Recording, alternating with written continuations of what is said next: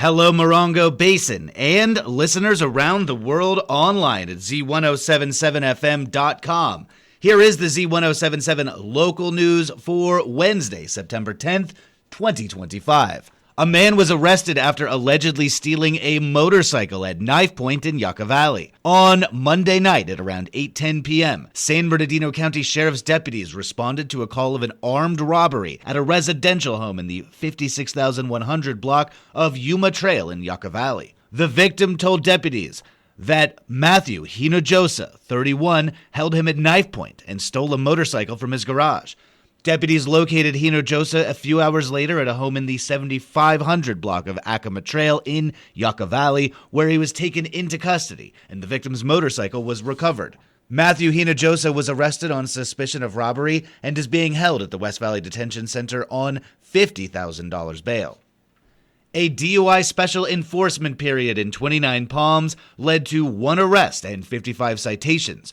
On Friday, deputies from the Morongo Basin Sheriff's Station conducted a DUI enforcement operation in 29 Palms aimed at promoting traffic safety and removing impaired drivers from the road. During that operation, deputies say they contacted over 60 drivers for various traffic violations. 55 citations were issued and 1 person was arrested for driving under the influence. The San Bernardino County Sheriff's Department says that enforcement operations are a vital part of ongoing efforts to reduce impaired driving and keep roadways safe. Drivers are reminded to always drive sober and to plan ahead with a designated driver or ride service if they plan to consume alcohol or other substances that may impair their ability to drive. The 29 Palms City Council met last night. Annalise Kuiper was there and brings us this report. 2 ordinances were up for adoption, and both affected the Ofland Resort project. Both ordinances were on the consent calendar, which is considered routine by council and is voted on by one motion. The Development Code Amendment and the rezoning ordinance were therefore approved by council in that one motion. Brianne Dusaster, Marketing Director of the Tourism Business Improvement District, gave a presentation on the previous year's developments for TBID. It was a challenging year, with international and national tourism significantly down. Here Ms. Dusaster explains. So as mentioned, we're here just to talk a little bit about some of the highlights from this last year. And as we look back on the year, it's definitely been one of both tremendous momentum and growth here in our community, and also one of pretty significant challenges within the travel and tourism industry. When you look, whether it's across the country or globally, the tourism industry has faced a whole series of different headwinds. 2024 was an election year. We're dealing with tariffs and trade tensions and travel advisories, inflation, rising costs. We've seen the airline industry respond with significant shifts in flight routes and service patterns as they adapt to the changing demand. International visitation to California is set to drop by 9% this year, and domestic visitation is forecasted to be flat.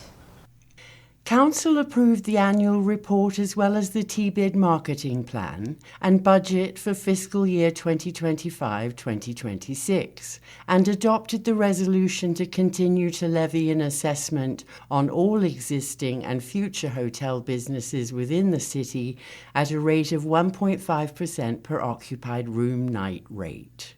Reporting for Z107.7 News, I'm Annalise Kuiper. The Morongo Unified School District Board of Trustees met last night at Joshua Tree Elementary. Reporter Gabriel Hart was in attendance and has this recap for us. The meeting began by honoring Deputy Pinedo with the Certificate of Appreciation. Pinedo has served as the CPS deputy for the last 4 years, handling all criminal child abuse cases, partnering closely with MUSD administration to train staff to recognize and report child abuse. Certificated Representative Jennifer Beasley reported MTA members are starting a special education committee to, quote, gain knowledge, gather research, and work to resolve problems students and teachers encounter in special education. Beasley also said they are gathering signatures for the funding in Proposition 55 and reminded the board that if it's not extended by 2030, the district could lose up to $11.3 million in school funding. Director of Facilities, Maintenance, and Operations Mike Ogdahl gave a reassuring update on Bond Measure C Series 8 projects, reporting an impressive amount of work being done to improve district infrastructure.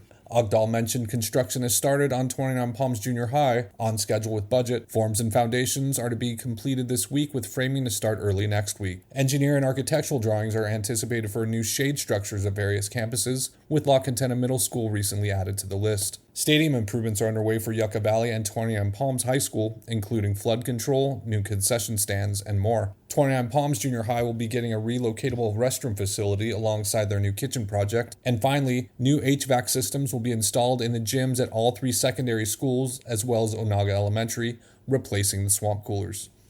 Reporting for Z107.7, I'm Gabriel Hart. The Yucca Valley Airport District Board of Directors meets in regular session today to discuss a recent traffic accident that damaged fencing at the southwest corner of the airport.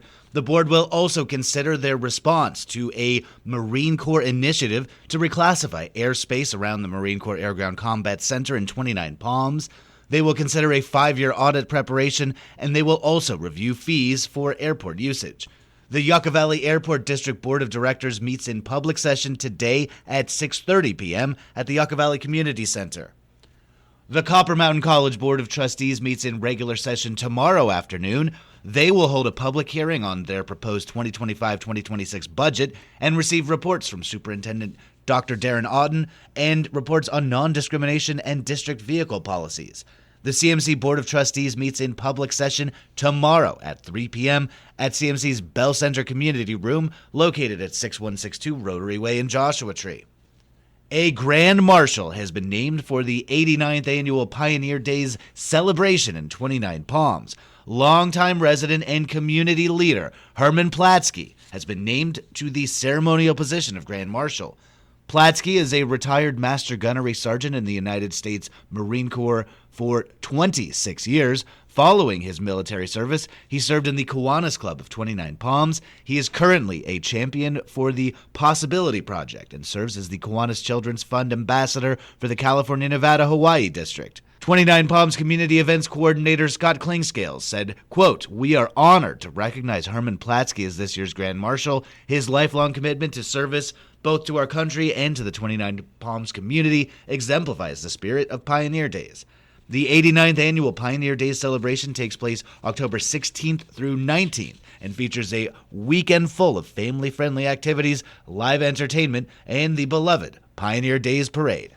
The Morongo Basin Healthcare District has issued a call for vendors to participate in their annual health fair on October 11th at Freedom Plaza in 29 Palms.